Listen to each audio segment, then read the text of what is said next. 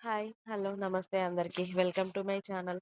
ఇప్పుడు మనం చెప్పుకోబోతున్న story 'my bad boy' episode 195. Story చదివే ముందు ఛానల్‌ని తప్పకుండా సబ్స్క్రైబ్ చేసుకొని లైక్ చేయండి. నా అల్లుడికి అలా దిష్టి పెట్టకే రాక్షసి. నీకు కూడా తినిపిస్తాను ఉండు అని చెప్పి సుధా గారు వేదకి కూడా తినిపించడంతో అప్పుడు కూలయ్యింది వేద పాప.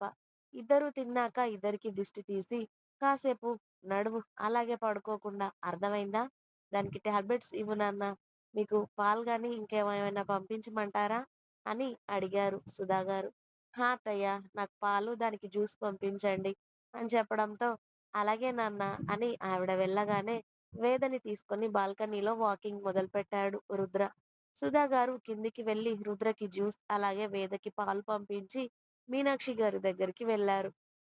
అప్పటికే శౌర్య అతడి రూంలోకి వెళ్ళి రెడీ అవుతూ ఉంటే మీనాక్షి గారు రెండవ కోడల్ని చక్కగా తెల్ల చీర కట్టి రెడీ చేస్తూ ఉంటే బుట్ట బొమ్మలా కనిపిస్తూ ఉంటుంది శ్రావణి. అప్పుడే సంధ్య గారు కూడా వచ్చి కూతుర్ని రెడీ చేయడంలో హెల్ప్ చేస్తూ ఉంటే సుధా, మీనాక్షి, సంధ్య గారు ముగ్గురు కలిసి శ్రావణిని రెడీ చేయగానే తనకి బిడియంగా అనిపిస్తూ భయమేస్తుందమ్మా అని అంది వాళ్ళ అందరి ముందే. పిచ్చిపిల్ల, భయం ఎందుకే? శౌర్య ఇప్పుడు నీ భర్త, సరేనా? మీ ఇద్దరు కలిసి జీవితం ప్రారంభించేది ఇప్పుడే. నీ భర్తకి నచ్చినట్టుగా మెసులుకో తల్లి. అర్థమైందా? అస్సలు కంగారు పడకు. నిన్నస్సలు బాధ పెట్టడు శౌర్య. నా అల్లుడు బంగారం తల్లి. నేను చూస్తున్నాను కదా అని సంధ్య గారు అల్లుడు గురించి చెప్తూ ఉంటే, మీ అల్లుడు నువ్వు అనుకున్నంత బంగారం ఏమీ కాదులే అమ్మా. నన్ను పెళ్లికి ముందు ఎంత టెన్షన్ పెట్టాడో నీకేం తెలుసు?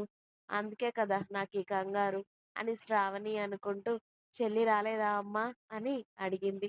లేదురా, ఇప్పుడు తనెందుకులే, మళ్ళీ ఎప్పుడైనా తీసుకొస్తాను. అయినా అది ఆఫీస్ వర్క్‌తో అలసిపోయి రానని చెప్పింది, పడుకుంది అనడంతో అప్పుడే మీనాక్షి గారు పాల గ్లాస్ తీసుకొచ్చి కోడలు చేతిలో పెట్టగానే ఇంకా భయంగా వణుకుతూ వాళ్ళ అత్తని, పెద్దమ్మని, వాళ్ళ అమ్మని చూస్తూ ఉంటే ముగ్గురు నవ్వేసి ఇది అందరికీ ఉండేదే తల్లి, ఏం కాదు అని శ్రావణికి 100 జాగ్రత్తలు చెప్తూ ఉంటే ముందుగా వాళ్ళ అత్తయ్య ఆశీర్వాదం, తర్వాత సుధా గారి ఆశీర్వాదం, ఆ తర్వాత వాళ్ళ అమ్మ ఆశీర్వాదం తీసుకొని మెల్లిగా అడుగులో అడుగు వేసుకుంటూ శౌర్య రూమ్ దగ్గరికి వెళ్ళింది. ఇక తనను రూమ్‌లో వదిలిపెట్టి ముగ్గురు కిందికి వచ్చి సంధ్య గారు కాసేపు వీళ్ళ అందరితో మాట్లాడి ఆవిడ వెళ్ళిపోయారు.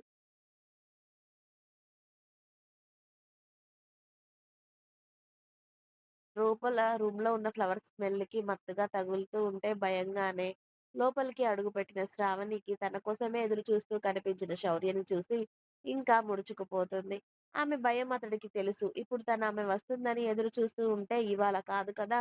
వచ్చే సంవత్సరం ఈ రోజు వరకు కూడా ఆమె అతడి దగ్గరకు రాదు అని అతడికి చాలా బాగా తెలిసి ఉండడంతో అతడే ఆమెకి ఎదురు వెళ్లి ఆమెను దాటుకొని వెళ్లి డోర్ లాక్ చేసి ఆమె చేతిలో ఉన్న పాల గ్లాస్ అందుకొని ఇలా రావే అని చెప్పి శ్రావణిని తీసుకెళ్లి ఆమెని బెడ్ పైన కూర్చోబెట్టి ఆమె నోటి ముందు పాల గ్లాస్ పెట్టాడు. ముందు మీరు తాగండి శౌర్య గారు అంది శ్రావణి వణుకుతున్న గొంతుతో. నువ్వు తాగాక నేను తాగుతాను గాని తాగవే అని ఆమెకి కాసిన్ని పాలు తాగించాక మిగతాది అతడు తాగి ఓకే స్టార్ట్ చేద్దామా అని శౌర్య అనడం ఆలస్యం.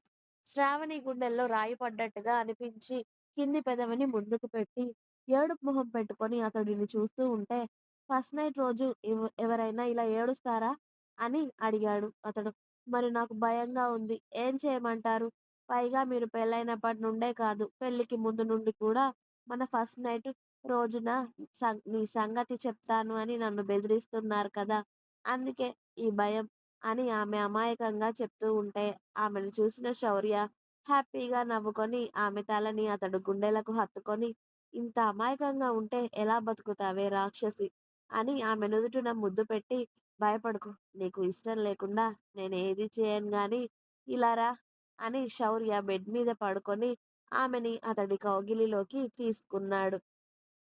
అతడు అలా లాగగానే చక్కగా అతడి ఎదపైన సెటిల్ అయ్యింది శ్రావణి పాప. అతడికి మాత్రం మెత్తటి పూల చెండు వచ్చి అతడి మీద వాలినట్టుగా అనిపించింది. అతడి మీద పడగానే ఆమె అందాలన్నీ అతడి కింద నగులు తగులుతూ అతడికి ఏమో గాని శ్రావణికి మాత్రం ఒళ్ళంతా అలజడికి గురవుతూ భయం భయంగా అనిపిస్తూ ఉంటే అతడి షర్టుని గట్టిగా పిడికిలిలో బంధించి ఓరగా శౌర్యని చూస్తూ ఉంది. ఆ చూపుల్లో పూర్తిగా బందీ అయిపోయి బయటికి రాలేకపోయాడు. ఆమె కళ్ళల్లోకి చూస్తూనే ఆమెను కరెక్ట్‌గా అడ్జస్ట్ చేసుకొని కనీసం అసలు దానికి భయపడుతున్న ఓ ముద్దు ముచ్చట కూడా లేకపోతే ఈ ఫస్ట్ నైట్‌కి అర్థం ఏముంటుంది? అసలే ఇంత బాగా డెకరేషన్ చేశారు.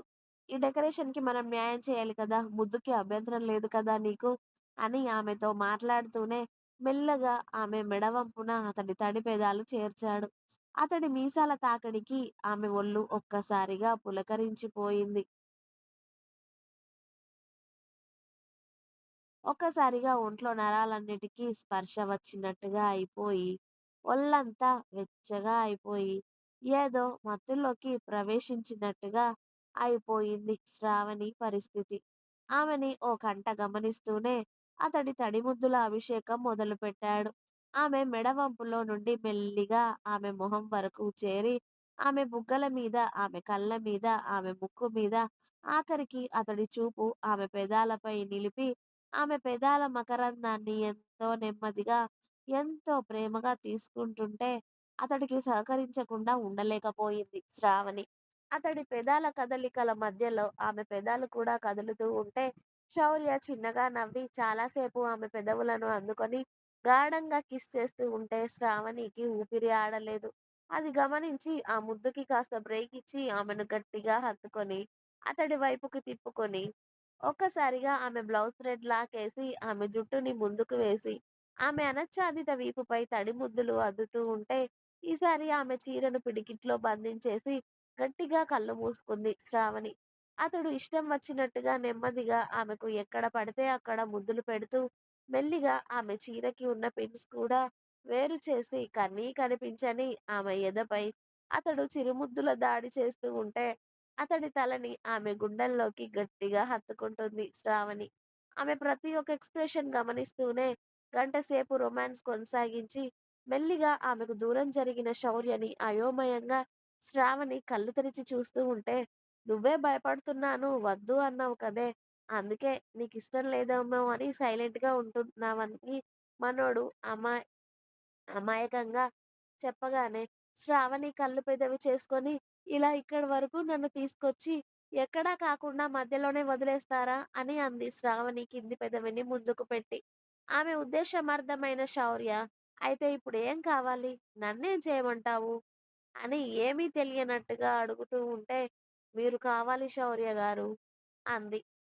ఆహా! ఆ! ఎందుకు ఇలా నన్ను దగ్గరికి తీసుకొని మధ్యలోనే వదిలేస్తున్నారు? నాకలా ఏం నచ్చడం లేదు అని శ్రావణి మళ్ళీ శౌర్య కాలర్ పట్టుకొని ఆమె మీదకి లాక్కోగానే, ఓయ్! నువ్వు వద్దన్నావు కదా అని నేను మధ్యలో వదిలిపెట్టాను. ఇప్పుడు మళ్ళీ నువ్వే నన్ను దగ్గరికి తీసుకున్నావు. ఈసారి మధ్యలో ఆపమంటే మాత్రం నేను నిన్ను వదిలేయలేను ఏమనుకున్నావో?